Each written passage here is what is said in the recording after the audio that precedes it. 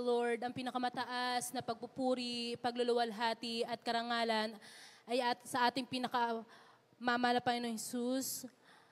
Dobling paggalang sa ating beloved parents in the Lord, ating inaalala mga pinagpalang aral at turo ng ating minamahal at ginagalang na Pastor Evangelist Wildy Almeda at mahal na Assistant Pastor Lina C. Almeda. Pagbati po sa ating beloved Almeda family, sa beloved preachers, workers, at sa inyong beloved brethren. Pinapasalamatan ko po sa ating pinakamamahal na Panginoong Hesus sa pagkakataon na to, muli papurihan, alalahanin, sariwain at dakilaan natin ang pinakamamahal na Panginoong Hesus sa kabutihan niyang ginawa sa aming buhay. Year 1993 na makakilala ang beloved parents ko dito sa Banal na Gawain na taglay namin ang sakit na hika. Apat po kami magkakapatid, 3 po sa amin ay may sakit pong hika. Isa po yan sa nagpahirap sa beloved parents ko, yung sakit namin na hika dahil every week or every 2 weeks nandiyan kami sa ospital or aatakihin kami ng sakit na hika na yan. Andiyan yung kinikita ng beloved parents ko, napupunta lang po sa gamot, sa doktor. Wala pong kagalingan ng sakit namin na yan, ngunit na makakilala ang beloved parents ko, maglingkod, magpatuloy na paglilingkod sa ating pinakamamahal na Panginoon Hesus. Gradually po pinagaling po kami ng ating pinakamamahal na Panginoon sa sakit na hika na yan. Pinapasalamatan ko po sa ating pinakamamahal na Panginoon Hesus. Ako po ay magkaroon ng pamilya, nagkaroon po ako ng anak. 6 months po yan na magkaroon po ng sakit na pneumonia. 3 years po namin dinala po yung sakit na pneumonia ng beloved son ko na yan. Pabalik-balik po kami sa hospital. Bagamat nandiyan ang beloved husband ko dahil unbeliever mga panahon na yan. Andiyan na lagi namin siyang, tuwing magkakasakit po yan ng ubosipon, may hirapan huminga, dadali namin sa hospital. Dahil ayaw ko pong pinagtatalunan ng beloved husband ko dahil yung laging sinasabi niya, nandiyan kaya nga siya nagtatrabaho para sa anak namin. Dadalhin ko po yan sa hospital, andiyan laboratory, x-rayin, lahat ng paggamot ituturok sa aking anak para maibsan lang po ang sakit na pneumonia na yan, pagkahirap niya sa paghinga, gagawin po ng doktor. Ngunit sa loob ng 3 years, wala pong kagalingan ng beloved son ko na yan. Isang beses po yan na atakihin po ang beloved son ko na yan. Nagtinapat po kami ng doktor, sabi sa amin ng doktor, hindi na po, 50-50 na po yung beloved son ko dahil bukod sa dehydrated na po yung beloved son ko, nahihirapan na po yung beloved son ko na yan sa paghinga. Kailangan daw po masweruhan para po makarecover ang beloved son ko na yan.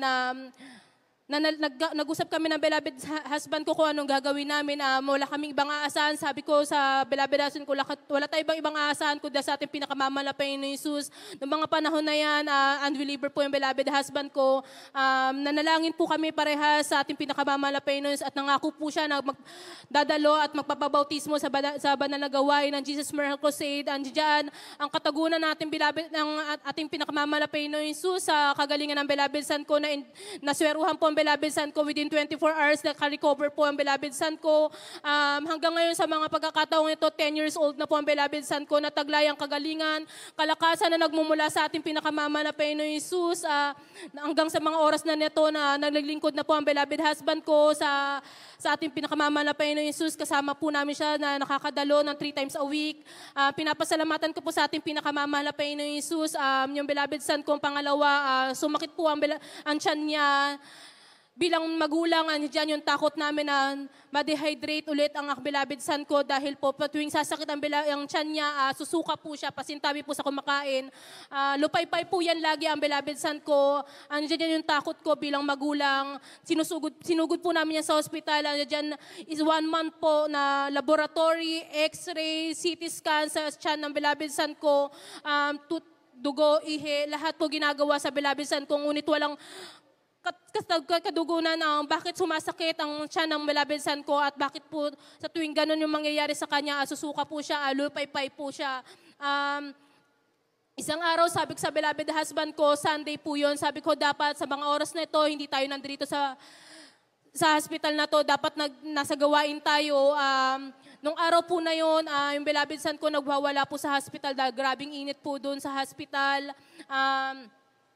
dinala po namin sa gawain, nilabas po namin yan sa hospital, pumirma kami ng waivers, dinala po namin dito sa banal na gawain, naabutan po namin nagpupuri po ng solemn song ang banal na gawain. Patuloy po kami na nalangin sa ating pinakabanal na Panginoon, nagpuri.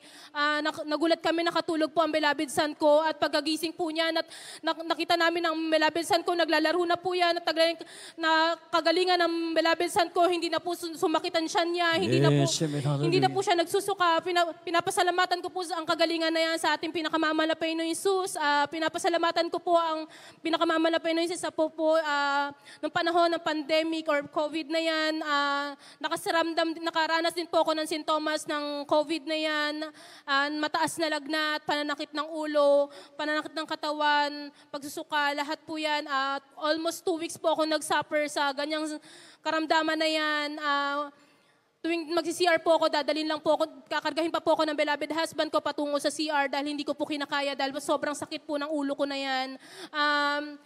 Isang araw, yung kuya ko lumapit sa akin, sabi niya, magpa-check up ka kaya para malaman mo yung sakit mo. Alam ko, pananampalata ka sa malapay nun. At least alam mo kung paano mo ipapanalangin sa ating pinakamamalapay nun yung karamdaman mo. Sumunod po ako sa beloved kuya ko. Pagdating po sa hospital, ganun po, in-x-ray po ako, ni-laboratory po ako, lahat ng pagsusuri ginawa po sa akin ng doktor. Ngunit wala pong maayos na findings ang nakuha ko sa doktor na yan. Ang sagot lang po sa akin ng doktor, magulo po yung baga ko. Ando doon, bagamat gumastos ka, wala pong katugunan or bakit ganun yung nararamdaman ko for almost 2 weeks. Pag uwi ko po sa bahay, sabi ko, umuwi na lang sa bahay, wala rin naman mangyayari dito sa hospital. Pagdating ko po sa bahay, nakita ko po ang beloved mama ko, kararating lang din po, galing po sa pag-aayuno. Sabi po sa akin ng beloved mama ko, tara manalangin tayo, ipag-pray natin yung karamdaman mo na yan. Nung time na yan, nanalangin kami sa ating pinakamama na Panginoon, nilehans po namin yung sakit na yan. Instant po, pinagpawisan po ko, pinagaling po ako ng ating pinakamama na Panginoon Jesus. Noong mga oras na yun, simula po pag-alehans namin sa aking karamdaman na yan, hindi na po bumalik yung lagnat na yan, nagkaroon na po ako ng gana sa pagkain, kumain na po ako ng tuloy-tuloy. Pinapasalamatan ko sa ating pinakamamahal na Panginoon Jesus ang mga kagalingan na yan. Pinapasalamatan ko rin po sa ating pinakamamahal na Panginoon Jesus ang pagpapala pinagkalob sa amin ng ating pinakamamahal na Panginoon Jesus. Dati po, tricycle po yung ginagamit namin sa pagdalo sa banal na gawain. Nandiyan kailangan before 7, makatawid na po kami ng may kawayan. Dahil po pagkatungtong ng 7, nandiyan na po yung mga MMDA, traffic enforcer, nanguhuli na po sila dahil out of line po kami. Noong time na yan, pag umuulan po, nandiyan basang-basa po kami, nauuwi kami sa bahay. Sabi ng beloved husband ko, manalangin kami sa ating pinakamamahal na Panginoon Jesus na pagpalain tayo ng masasakyan, na magiging service dito sa banal na gawain, na pagkatuwing uulan, hindi na po kami mababasa. Ang dyan ang katugunan natin, pinakamamahal na Panginoon Jesus, pinagpala po kami ng sasakyan na yan, na ni piso po, wala po kaming ginastos. Hindi lang po service, nagagamit na rin po ng panghanap buhay ng beloved husband, gamit sa panghanap buhay at service dito po sa banal na gawain upang makadalo po siya ng 3 times a week sa banal na gawain natin pinakamamahal na Panginoon. Pinapasalamatan ko po ang kabutihan natin pinakamamahal na Panginoon sa aming buhay. Ang pinakamataas na pagpupuri, pagluluwalhati ay tanging sa ating pinakamamahal na Panginoon Jesus po lamang.